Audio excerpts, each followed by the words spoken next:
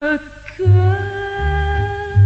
questa musica mi porta lontano, lontana dove non voglio più tornare.